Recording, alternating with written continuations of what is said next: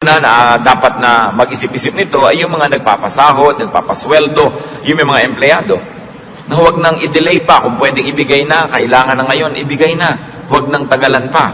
At ibigay yung tamang amount, sa tamang panahon, because the laborer deserves his wages. In Romans 13:8, let no debt remain outstanding. O sa gayon, hindi lang mga utang na pinansyal, hindi lang mga babayarin sa pananalapi, kundi pati ang pagbabayad at panunukli sa utang na loob. So that we return love for love. We give back to those who give to us. We smile back to those who smile at us. Sabi, dapat wala kang utang. Dapat lagi ka nagbabayad. So ang ginagawang mabuti sa iyo, lagi mong susuklian at susuklian agad-agad. Huwag nag-ipaghintay pa. Do not delay the dispensation of good things. Kuminsan, madali nating malimutan na hindi lang yan tungkol sa pera at pagbabayad ng mga utang, kundi paggawa ng mabuti sa ating mga mahal sa buhay. Kuminsan, meron kang intensyon na i-blow out naman ng iyong asawa, ipasyal naman ng iyong mga anak, o kaya ay pakainin naman yung mga taong may mga nagagawang mabuti sa iyo, pero hanggang gano'n na lang, hanggang plano na lang. One good act is better than 1,000 good intentions. Hindi mo pwedeng sabihin sa isang taong namatay na balak pa naman sana kitang dalawin next month at dala ng prutas. Namatay na eh. Hindi mo pwedeng sabihin sa isang tao na lumayo na ang loob sa iyo, na balak sana kitang ipasyal, mahalin, balak kitang isipin at pag-isipan lagi, pero lumayo na yung loob, hindi mo na maibalik, nahuli. Sabi nga ng mga matatanda, aanin pa daw ang damo kung patay na ang kabayo. Kaya kung meron tayong mabuting magagawa, mabuting binabalak gawin, gawin na. Una, hindi tayo nakakatiyak na pag ginawa natin yon ay welcome pa doon sa tatanggap yung ibibigay natin. Hindi rin natin alam kung siya'y malusog pa o buhay pa o gising pa, kumpleto pa ang pag-iisip sa panahon na gusto nating ibigay. At hindi rin natin alam kung sa panahon na gusto nating ibigay yon, tayo'y malakas pa o buhay pa. Dapat ibigay na natin agad ang mga dapat ibigay. Proverbs 3:28, do not say to your neighbor, come back later, I'll give it tomorrow, when you now have it with you. Nanghihiram, humihingi, nagpapatulong ang tao, pwede mo nang ibigay, papatagalin mo pa. Kung minsan merong nanghihiram sa'yo ng pera, pero sige next week, gagawa ako ng paraan, pero kaya mo na ngayon. Pero ayaw mo namang magmukhang dali-dali kang nagkapera dahil baka kaabusuhin. Pwede man sabihin, alam mo, ang tagal-tagal kong inipon-ipon ito, o eto ngayon, na sabi mo rin na hindi naman ganun kadaling maglabas sa'yo ng pera para hindi ka abusuhin, pero hindi mo naman tinagalan pa ang pwede mong ibigay na. Kindness delayed is kindness denied. No? Bakit naman gusto natin at sinasabi sa Biblia na ibigay mo na yung dapat ibigay, huwag mo nang tagalan? Una, dahil mahal ng Diyos yung mga nangangailangan na dapat nating tulungan. Pero huwag nating kakalimutan na ipinagagawa sa atin yun dahil mahal din tayo ng Diyos. Dahil alam ng Diyos na una, lahat ng ginagawa nating mabuti ay aani din tayo. So bakit mo tatagalan ng pagtatanim? Di tumagal din yung pag-aani. Na-delay din yun. At alam din ng Diyos na kung meron tayong mabuting kalooban at ninanais gawin na mabuti, pag hindi natin nagawa at hindi na tayo nagkaroon ng pagkakataong gawin yun, maaari tayong pahirapan ng ating budhi. Feelings of guilt will haunt you, you will feel bad, and it is not good for you and for your health. Kaya sa Proverbs, makikita natin lahat yung kabutihan na yan. Hindi lang pang ibabaw ng mga kabutihan, hindi lang yung mga instant results, kundi may malalalim na counterpart yan in the spiritual world, na kahit hindi natin nauunawa ngayon, sundin na lang. Hindi magiging Proverbs ang Proverbs kung yan ay hindi napatunayan ng maraming saling lahi at ng mahabang panahon ng pagsunod at pagsuway na tama nga yan. So, sundin natin dahil nauunawaan, at kung hindi nauunawaan, sundin pa rin. Kesa naman ang ating pairalin sa ating buhay ay kamangmangan, katigasan ng ulo, sapagkat yung nakasulat dyan ay napatunayan na totoo at epektibo. At huwag ding mambitin. Merong mga anak, dadalaw sa mga magulang nila sa probinsya. Bibigyan naman, aabutan naman pala ng pera. Pero kung kailan aalis na at pabalik na sa Manila, samantalang iisip-isip yung matatanda, ano kaya ang bibili kong ulam? Ano kaya ipapakain ko sa mga ito? Magkano kaya ang ibibigay sa akin? Uubusin ko kaya itong nalalabi kong savings dito? Paano kung konti lang ang ibigay? Paano na ako bibili ng gamot ko? Etc. etc. Meron din naman kuminsan, Pupunta ka sa isang, inimbita ka ng isang church, sa isang kelayo-layong lugar, isang linggo ka doon at kung ano-ano. Mabuti ng mabuti kung yung speaker may baon, pero kung kailan aalis ka na at sasakay ka na doon sa bus at saka palang ibibigay sa iyo yung love gift, so hindi ka malang nakabili ng kahit na maruya na pang uwi sa pamilya mo dahil kahuli-hulihang sandali na ibinigay. Dapat kung may ibibigay kayo, ibigay nyo na agad. Para yung pinagbigyan nyo makapagplano kung paano siya gagastos, kung paano ba siya magtitipid. Huwag nang tagalan. Do not keep people in suspense. It's a very important practical wisdom that godly people should never forget. Another Proverbs no-no, do not be lazy. Kailangan pa ba naman pag-usapan yan? Pero sabi nga ng marami, ang paalala daw ay gamot sa taong nakalilimot. Kung minsan pinag-uusapan natin, ba't kaya mahirap ang ating mga mamamayan? Mayaman ng Pilipinas, mahirap ang maraming Pilipino. Totoo rin naman kasi maraming taong tamad. Wala nang inisip kundi ubusin ang oras sa pagsasaya, sa pagtulog, sa pagpapahinga, sa pag-inom, sa pagchichismisan, sa paglilibang-libang, pero walang ginagawa na productive effort. Proverbs 20:13, do not love sleep or you will grow poor. Stay awake and you will have food to spare. Natutulog ang tao para magkaroon ng lakas, para makapaghanap buhay. Hindi siya natutulog para lang matulog ng matulog at hindi nabubuhay ang tao para itulog lang ang buhay. And very importantly, do not associate with lazy people. Do not reward laziness. Kung minsan may mga kapatid ka na productive, merong mga tamad, pero yung tamad, yun pa ang palahingi, yun pa ang palaasa, yun ang maraming iniisip na gastahan. Kailangan hindi laging sinusuportahan ang mga hilig at mga bisyo ng mga tamad, sapagkat lalo lang silang nasasanay na magpakatamad at iasa ang kanilang buhay doon sa mga masisipag. True godliness will result in industry. It will result in us becoming very, very good and excellent and fruitful workers. Hindi bagay ang tamad sa mga Kristiyano, sa mga sinasabing sila'y anak ng Diyos. Sapagkat sa Biblia, nakita natin na sa 7 araw, 6 na araw nagtrabaho ang Diyos. At sa ika-7, nagpahinga. We've got to earn the bread we eat. We've got to earn the food we eat. Unless we're too old, too young, or too weak, we are not exempted from having to work. Kung minsan din nakikita mo, marami mga tao, hindi pa naman talaga mahina, nagre-retire na. Kaya tuloy nabibilis ang paghina. We can semi-retire, we can slow down a little bit, pero habang nabubuhay ang tao, mas magandang productive siya. Naghahanap buhay pa rin. Habang kaya ng isang tao na siya ay kumita fully o partially, dapat ginagawa yon. Hindi yung ambisyon na lang natin. Kung minsan, iasa na lang ang buong panahon ng pagtanda natin sa ating mga anak. Bagamat mabuti, mainam, dapat na ang mga anak ay maging supportive sa mga parents. Mabuti rin ang mga magulang habang kaya natin, huwag muna tayong umasa. No? Kasi kung minsan, yung mga anak din naman natin, hindi naman pag-abot-abot ang kinikita nila, pagkatapos mag-aasawa pa sila, magpupundar, magsisimula sa buhay, nakagagapo sila. Minsan hindi na sila makaangat-angat, hindi na sila maka-take off sa dami ng dala-dala ng mga umaasa sa kanila. Ngayon, mainam lang umasa kung tayo sobrang tanda na nga, o sobrang bata pa lang, o sobrang mahina ang katawan natin dahil tayo may karamdaman. But we should always be productive. At ang tao talaga, pati yung mga brain cells niya, nare-refresh, nare-renew, kung siya lagi nagtatrabaho at na-challenge mag-isip, hindi yung inaagad natin at dinadalian ang sobrang pagpapahinga, sapagkat yan ay hindi na nakakabuti sa ating sariling kalusugan. Do not be lazy. And another Proverbs no-no is do not cheat in business. Proverbs 20:23, the Lord detests differing weights and dishonest scales do not please Him. Nakita po natin kung gaano kadetalyado ang Diyos. Kung gaano kadetalyado maging ang Biblia, pati yung mga madadayang timbangan, kinamumuhian daw yan ng Diyos. So kung tayo ay nagtitinda, hindi dapat madaya ang mga timbangan. Hindi tayo dapat nandadaya in terms of quantity, in terms of quality, and sometimes in terms of schedules. Meron kang kontrata, dapat mag-deliver ka ng ganong bagay, tapos hindi mo naman sinisikap na ma-deliver at puro ang ino-offer natin excuses. This is not godliness in action. Ang salita ng isang Christian businessman ay isang kontrata na.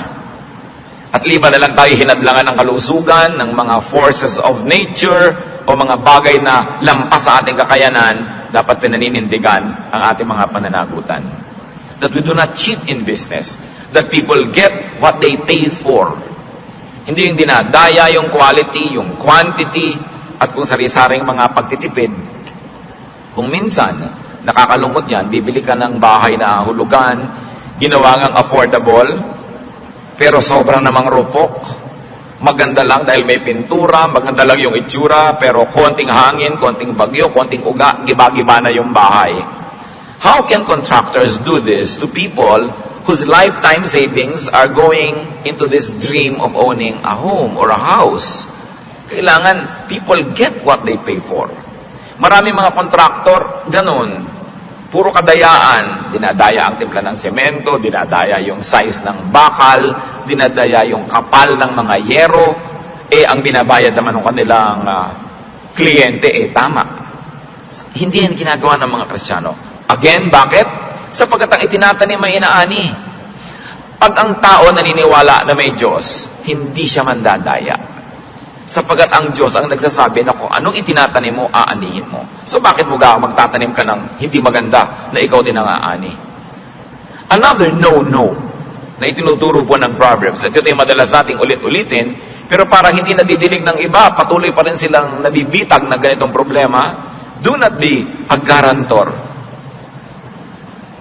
Proverbs 22:26, do not be a man who strikes hands in pledge and puts up security for debts.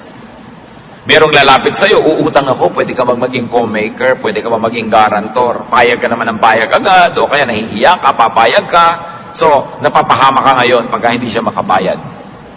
Ang tanong ng iba, paano po kung talagang gusto ko naman makatulong, at sa lagay, hindi na po ba ako tutulong sa mga kaibigan ko, kamag-anak na nagpapagaranti? Tumulong ka, kapatid, hindi masama, pero maging handa ka na magbayad. Kasi pag nag-guarantee ka, ibig sabihin nun, hindi ka lang pumipirma doon. Sinasabi mo, pag hindi ka nakabayad, ako magbabayad. Pagka hindi mo na kayang magbayad, ako ang magbabayad. O kaya kaya mo pero tumakbo ka, ako pa rin ang magbabayad. At handa kang patawarin yung tumakbo sa utang niya at ikaw yung napahamak. Pag handa ka sa ganung mga bagay, okay, mag-guarantee ka. Pero kung sasama ang loob mo dahil ikaw yung nagbayad, magkakagalit kayo dahil hindi niya nabayaran, huwag ka nalang mag-guarantee. So guarantee, yes. Be a guarantor, yes. But be ready to pay. Be emotionally, spiritually, and financially ready. Para kung sakaling nangyari, handa ka na, sabi mo, talaga ganun, pumirma ako, so akong magdusa dito. Dahil noong pa man niyakap ko na yung pananagutan, na kung hindi niya ito mabayaran, ay babayaran ko. Hindi yung dinidemanda mo na siya ngayon, ginugulo mo na siya ngayon dahil hindi siya nakakabayad. Nag-guarantee ka Kasama yun.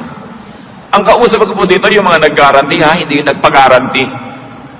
Kailangan kung nagpag-guarantee ka, talagang sukdang mahubarat ka na ng lahat ng mahuhubad sa'yo, ibayad mo muna bago mo ipahamak yung nag-guarantee sa'yo. Hindi yung bigla ka na lang mawawala. Merong mga ganyan at napakahirap talaga namamagitan ka. Yung may investment, may investor, ikaw nagsabi, investor, mag-invest ka dito. Tapos ito, nalugi, ito ngayon nagagalit sa'yo. O kaya ito tumakbo na 1, 2, 3 niya si investor, ikaw ngayon ang naipit. Ang hirap nun. So habang hindi kayo handa talaga na magbayad emotionally, spiritually, financially, huwag din kayong mamagitan sa ganung mga bagay. Ilang mga tao na ang alam natin na talagang tumakbo, nanirahan na sa ibang bansa, nag-exile na forever dahil napagitan sila sa ganung mga transaction. Naipit sila. Yung iba, alam naman nila at sinasadya nila, pero marami, inosente talaga, hindi nila alam na doon magwawakasyon. Yung mga nag-i-invest naman, tatandaan ninyo, ang investment, may kakambal yan na peligro. Walang guaranteed income. Hindi tayo tiyak kung anong talagang kakasigurado ka nakikita ang investment. Kaya pag may lumalapit sa inyo, sir, ma'am, sister, brother, mag-invest ka dito, siguradong kikita ito. So, ang itatanong mo, love mo ba ako?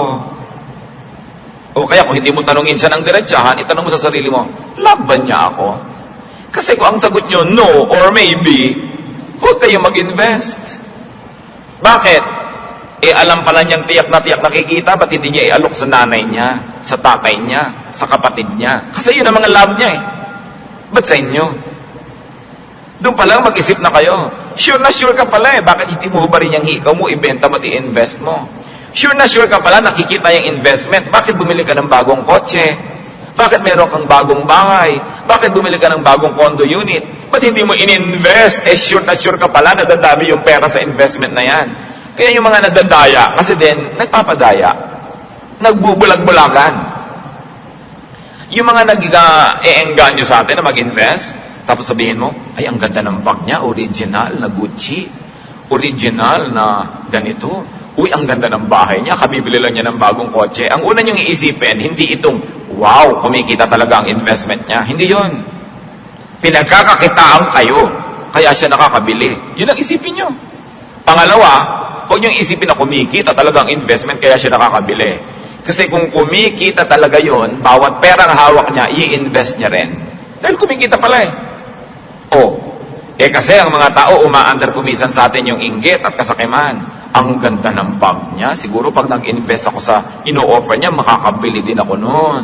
Ang dami niyang cellphone, 5. So siguro ako makakapito pa ako, mag-i-invest din ako. Nakikita niyo, gasta ng gasta. Pakakaulit-ulitin ko, kung nakakatayak siya sa investment na ino-offer niya, hindi siya gagasta, i-invest niya yung pera doon. Pero ba't siya gastos ng gastos? Kasi meron siya mga nadidenggoy na mga tao. Tapos ngayon, iiyak-iyak ka pag tinakbuhan ka, iiyak-iyak ka pag hindi kumita yung investment mo. Hindi mo ba nakikita na sa high cost of living nitong ahente na ito o nitong namamagitan na ito, saan niya kukunin yun kundi sa mga taong tulad mo? Kaunting pag-iisip, makakaiwas tayo sa maraming dilubyo. So do not be a guarantor and do not believe people who always guarantee. Lagi akong may doubt sa ganyan. Yung nag-a-apply na driver, kaya mo ba na drive-in itong ganito? Opo, kayang-kaya ko yan. Pagka sinabi yung kayang-kaya, mag-doubt kayo. Dahil yung mga tunay na marurunong, tingnan nyo po, tingnan natin, sisikapin po natin. Kasi dinadaya ka na maraming mga pangako. Yung mahilig mangako, walang laman sa loob. Kaya dapat ang tao nag-iisip-isip, no? Pagka sinabi mo sa isang tao, lumiligaw sa'yo, mamahalin mo ba ako for life? Pag sabi sa'yo, yes, promise. Mag-doubt ka. Kasi yung tunay na tao nagmamahalan, sasabihin niya, I'll do my best, sisikapin ko. Dahil alam niya na pwede rin naman siyang matempt, pwede rin siyang magkulang. Yun ang mas honest na paraan at mas katanggap-tanggap at mas kapanipaniwala. Huwag tayo nagpapadala sa mga magagandang mga salita. Another no na itinuturo sa atin ng Proverbs, do not land grab. Proverbs 22:28, do not move an ancient boundary stone set up by your forefathers. Naggumamit dito ng isang activity na talagang ginagawa ng marami, binubunot nila yung muhon, yung mga boundary ng lupa, kinakain yung kapitbahay para lumaki ang kanilang area. Do not take what is not yours. At sa pag-aagaw ng lupa na ganito, hindi lang literal na lupa ang pinag-uusapan. Do not grab credit if you don't deserve it. Kung hindi ikaw ang nag-isip ng isang ideya, huwag mong palabasin na ikaw ang nag-isip nun. Pagka hindi ikaw ang nakahanap ng hinahanap, huwag mong palabasin na ikaw ang nakakita nun. In other words, get what you only earn and deserve and what you really own. Hindi ka dapat mangaagaw. Once more, bakit? Because you harvest what you plant. Magtagumpay ka man na makapangagaw ngayon, babalikan ka niyan at maaagawan ka. Kung minsan hindi mo alam na aagawan ka pala, akala mo nagtagumpay yung mga pang-aagaw mo noon, hindi mo nakikita na higit lalo palang dapat kang maraming tinanggap kung hindi ka naagawan bilang ganti sa mga pang-aagaw na ginawa mo. Lalong-lalo na, huwag na mga agaw ng asawa ng may asawa. Diba? Talagang napakalaking gulo ang lilikain mo noon. Good manners and right conduct, merong magnobyo na, huwag ka namang agaw. Ngayon, kung nagkagalit sila, nagkasira, at saka ka nila magparamdam na available ka. Pero yung magkasama na, may usapan na, guguluhin mo pa, pang-aagaw ang ganyan mga bagay. Kasi sinasabi sa 10th commandment, you shall not covet. You shall not covet anything that belongs to your neighbor. Pagka ang isang tao naging covetous, mapaghangad, mainggitin, masisira na ang kanyang pangangatwiran, marami na siyang gagawing mali. Mga mali na kung minsan magbunga man ng instant pleasure, napakamahal ng bayad at babayaran din. Isa pa pong no sa Proverbs, Do not accept goods that are not sincerely given. Huwag tumanggap, huwag mag-enjoy ng mga bagay na hindi naman buo at taos-pusong ibinibigay sa iyo. Proverbs 23:6-8. Do not eat the food of a stingy man. Do not crave his delicacies. For he is the kind of man who is always thinking about the cost. So yung mga matutuos daw na tao, kwenta ng kwenta, naku, huwag ka nalang magpalibre dyan.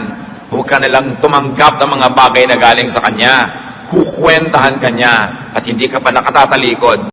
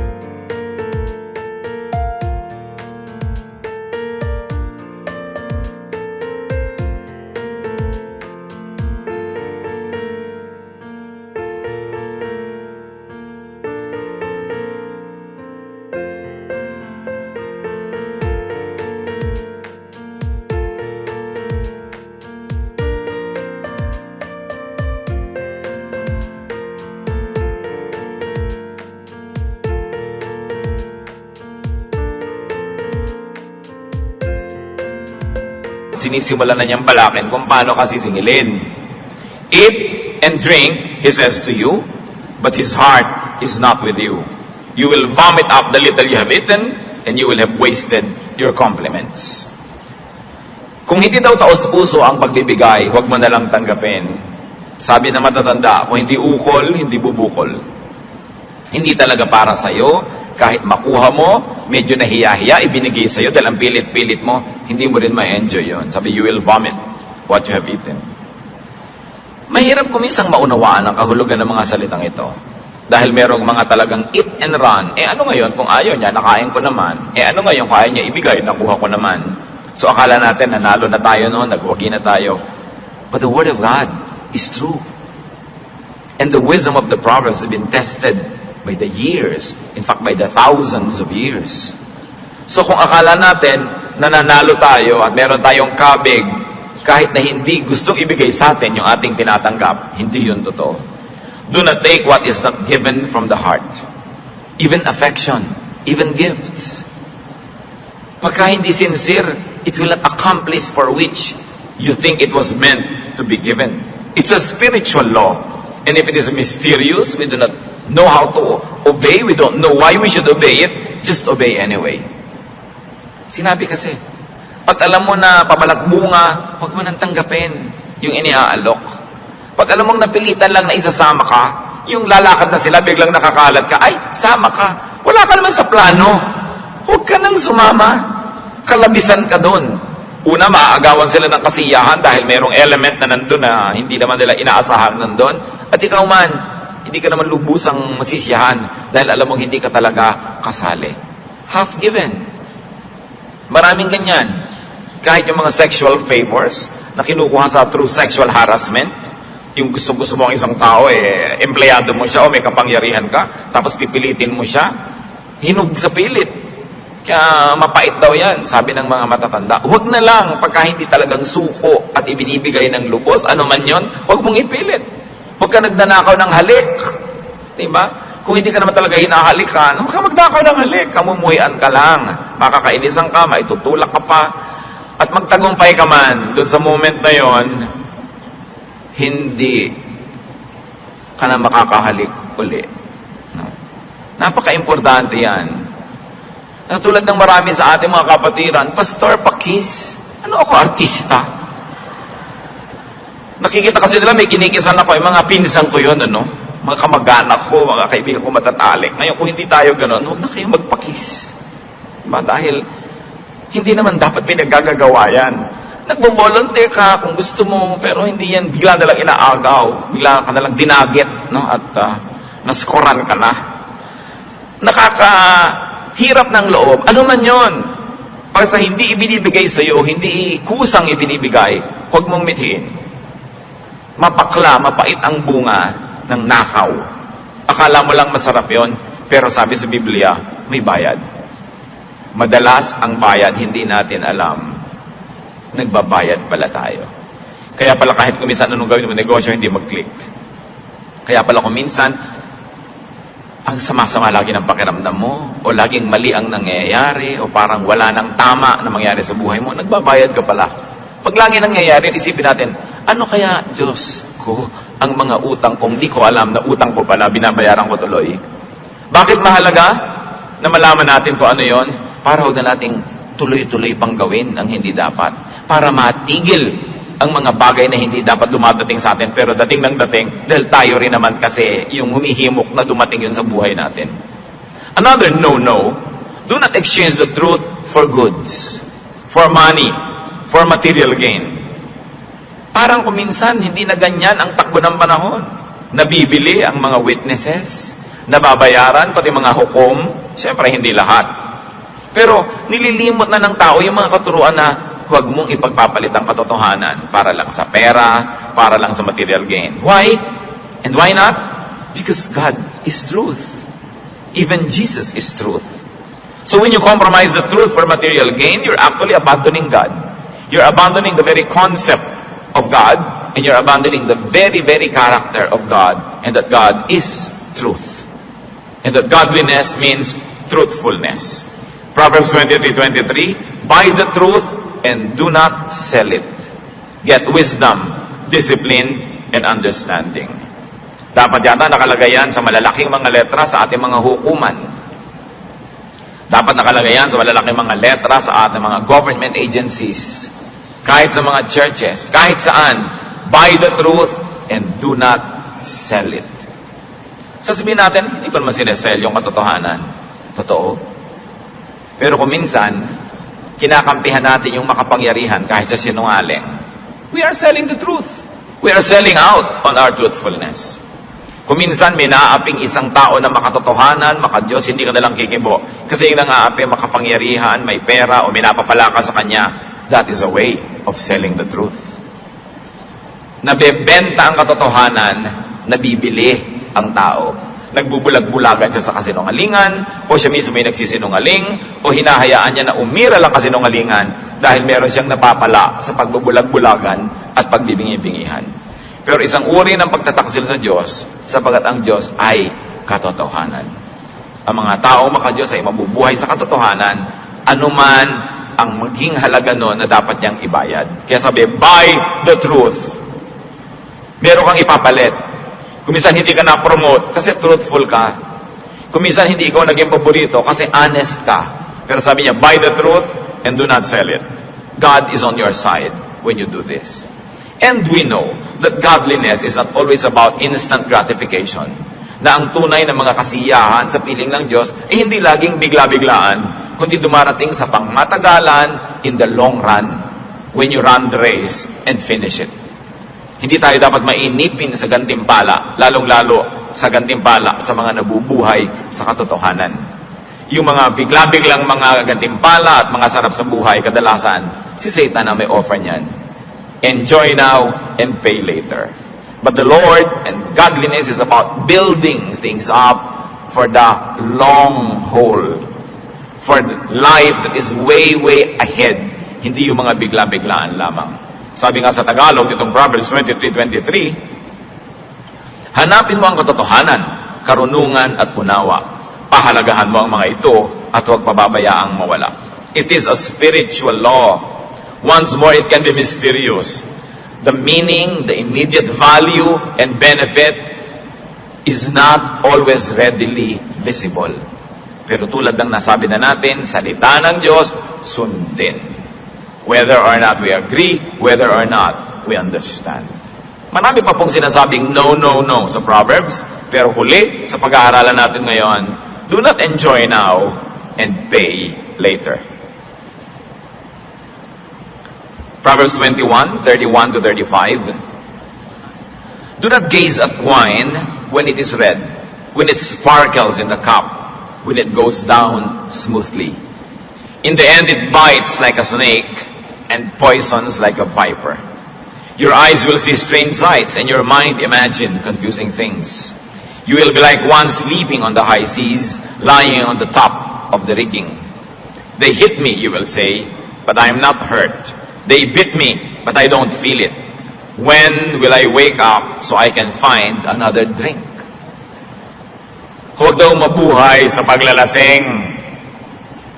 Maraming mga equivalent yan. Do not be high on alcohol. Do not be hooked on drugs. Do not be addicted to artificial intoxication. Sabi yung alak, masarap inumin, masarap sa bibig, masarap lunukin, pero ang sipa, later. Kaya pa natin maintindihan kasi yung mga wine na ginagawa sa Mediterranean areas, sa Israel,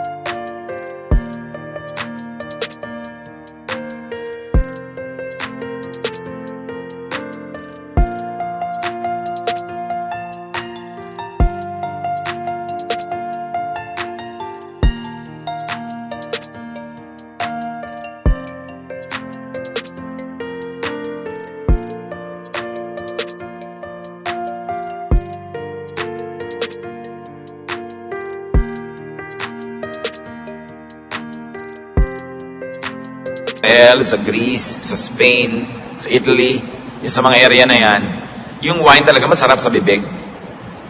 So pwede ka talagang masarapan, uminom ng uminom, tapos bukas ang sakit ng ulo mo, lasing ka. Nung lasing ka pala, sinaksak mo yung kumpare mo, sinaktan mo yung asawa mo, sinunog mo yung, tapos nakakalasing pala at masakit ang ulo mo later. Pero yung mga iniinom ng marami nating kababayan, hindi nga masarap Ang pait. Kailangan pa ng chaser. Diba? Kailangan pa ng pulutan para medyo malimutan mo yung guhit sa iyong lalamunan. Kaya pag may mga tagayan, ikaw, ay nakainom na ako. Ikaw naman, nagtutulak-tulak ka na actually kung sinong iinom. Pero bakit nag-uumpok-umpukan para mag-inuman? What the verse is saying is, do not exchange a morning after headache for a besotted sleep. Huwag ipagpalit. No? Sa konting sarap sa pag-inom, yung bukas may headache ka, may problema ka pala, meron ka palang gagawin na hindi mo nagawa, meron ka palang hindi mo dapat gawin na siya mo namang nagawa. Do not let the devil take tomorrow just so to have a good time tonight. Do not sacrifice long-term for short-term pleasure. And do not rest now and then work later because you do your work at the time that you should be doing it. Plant first. Do the right thing first so that you will harvest at the right time. Isa yan sa mga dapat nating laging tandaan, lalo sa ating kultura. Lagi na lang nagiinuman ng mga tao. Bakit naman yung mga tunay na lalaki, hindi naman kapagkita-kita ng hindi nalalasing? At hindi naman titigil uminom hanggang hindi lasing. Sana uminom lang ng kote tapos tumigil na. Pero hindi, talagang 8 cases ng beer. Talagang hindi sila titigil hanggang hindi mga lango.